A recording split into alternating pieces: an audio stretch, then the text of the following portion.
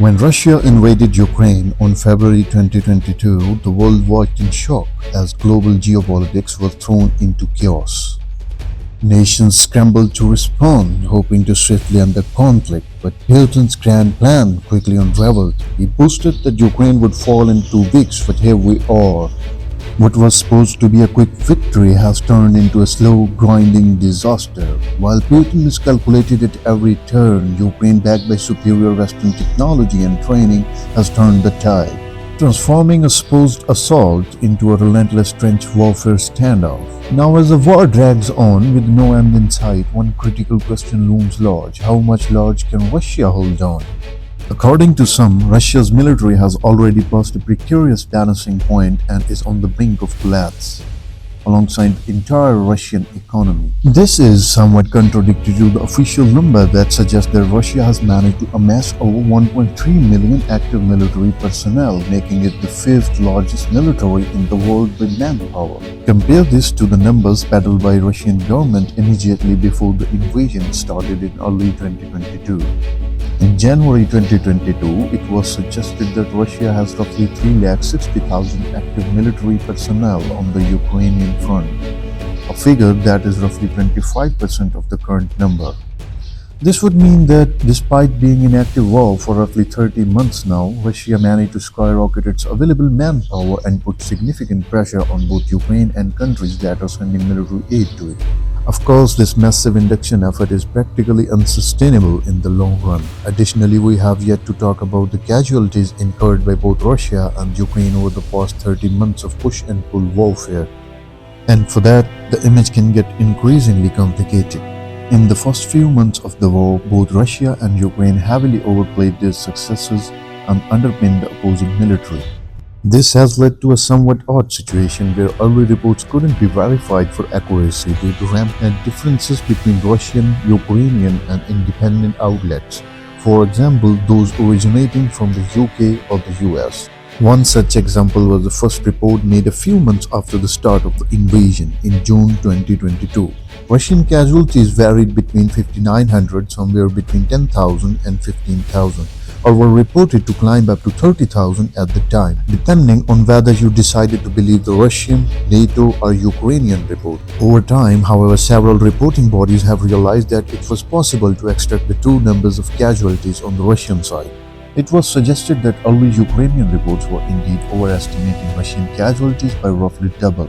On the other hand, early Russian reports underplayed their army's casualties at a rate of 0.3 to 1.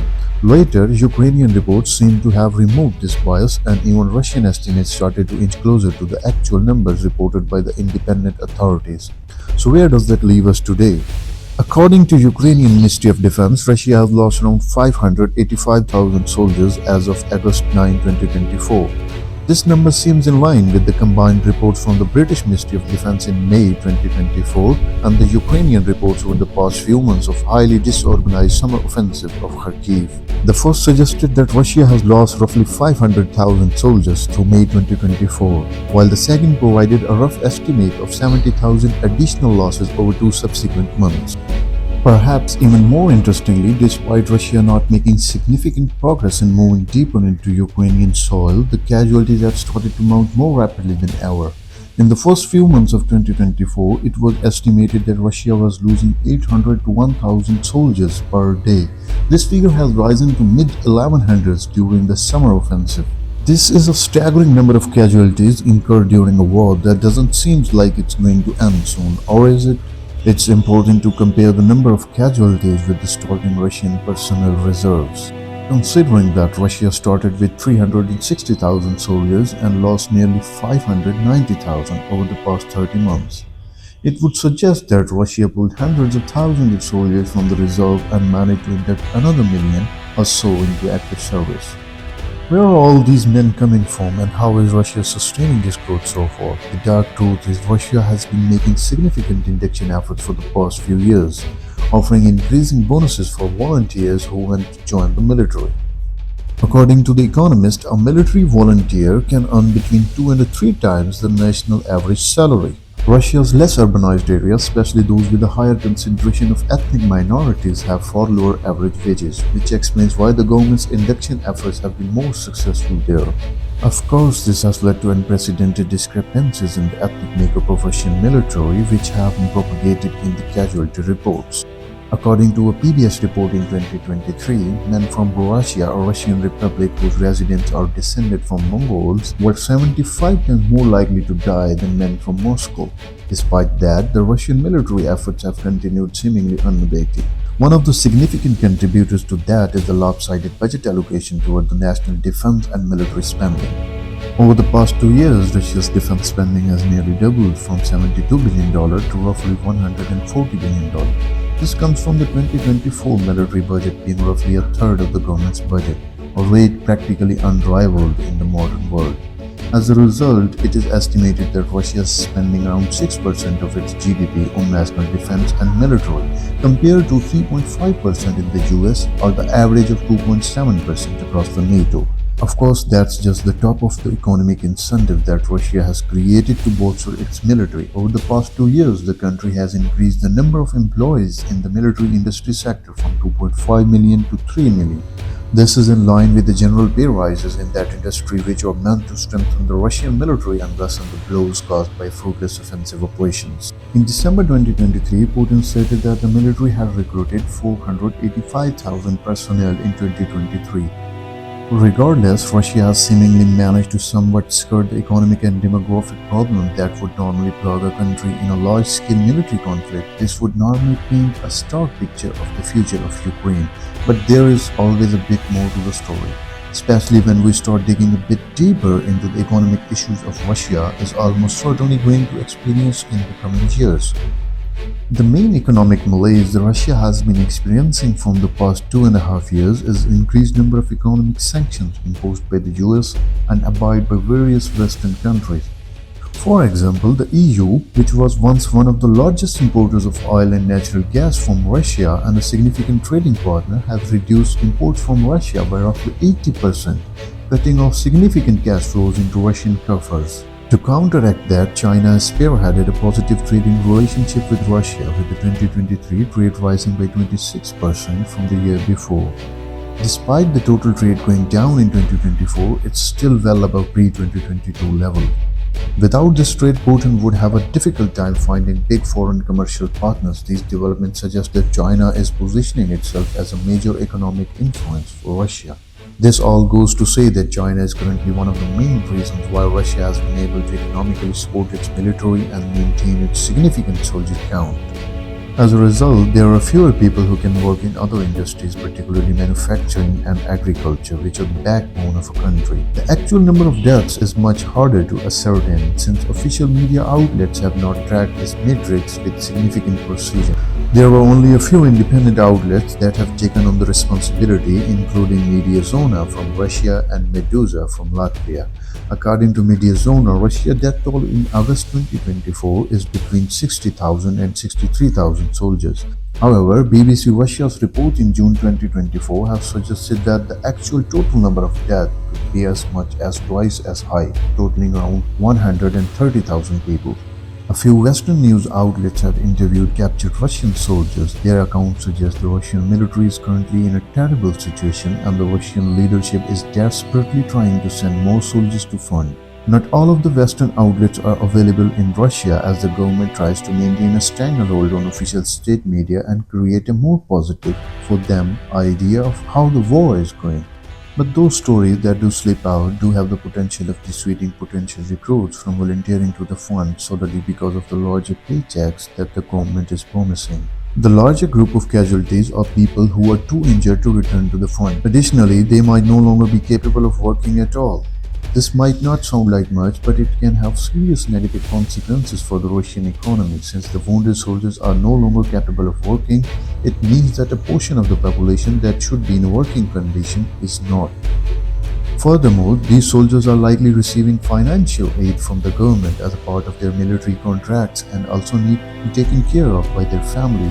The first point is significant since the aid is effectively going down the drain, so to speak, when we consider that a third of the government's budget is already being drained into national defense and military.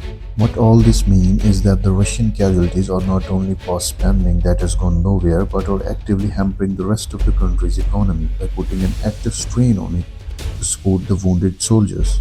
So far, we have been discussing Russian soldiers and how they affect the country's economy, but there is an additional factor in play that might be even more concerning: demographics.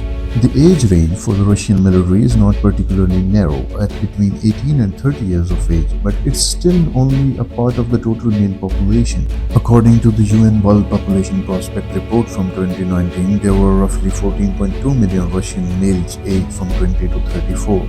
For simplicity's sake, let's consider that these age ranges roughly correlate to the active military range and that the trends can be considered the same.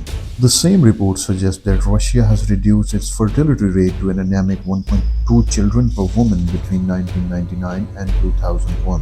The children born during that time are in the peak of the demographic that represents the suitable military age range. Further, the report implied that Russia would have some 12 million applicable males by 2025, a figure roughly 20% lower available than the one in 2019. One of the main figures presented in the report also stated that Russia's current militarization rate is 6.3%. The report suggested that Russia would rapidly need to pull from the dwindling supply of young men just to maintain its military.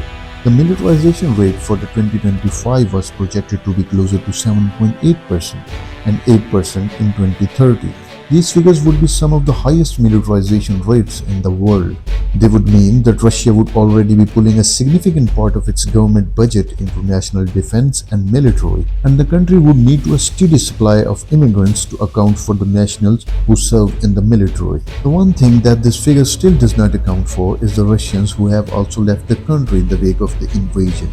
Some figures suggest that as many as 900,000 people have left Russia after the invasion started, and that a significant majority of them don't have short-term plans to going back to the country. According to Alfa Bank, one of Russia's largest private banks, the country has lost around 1.5% of its available workforce from immigration alone, creating a significant dent in the country's economy. Perhaps more important, however, is the fact that a decent number of people who have left the country also fall within a military range.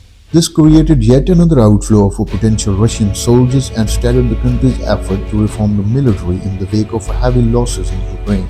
The immigration trend also suggests that people leaving Russia are highly skilled or paid, which disproportionately hurts the country's economy, as the 1.5% of the population loss is likely to contribute to far more than a 1.5% loss in potential taxes.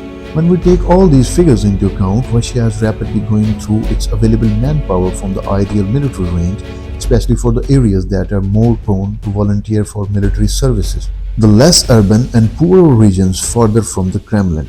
As a result, the government might start to diversify its effort toward the population that has so far been relatively underrepresented in the military. The larger population centers, such as Moscow or St. Petersburg, if that happens, it would create a positive feedback loop of economic losses. The government would be actively recruiting from the capable male population, creating gaps in the industries that heavily depend upon the same population to function normally.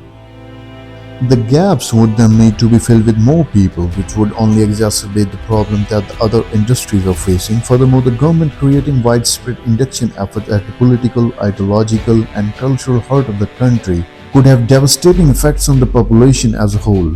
We don't need to remind you that the country has gone through several widespread protests in recent years, garnering both local and international attention. The fact that Moscow itself would start losing economically from the war might just be the final nail in the coffin for the Russian campaign on Ukraine. It could persuade a larger and more influential part of the Russian population, economically and politically, to force the government's hand to cut its losses in the military and reduce the rampant militarization growth.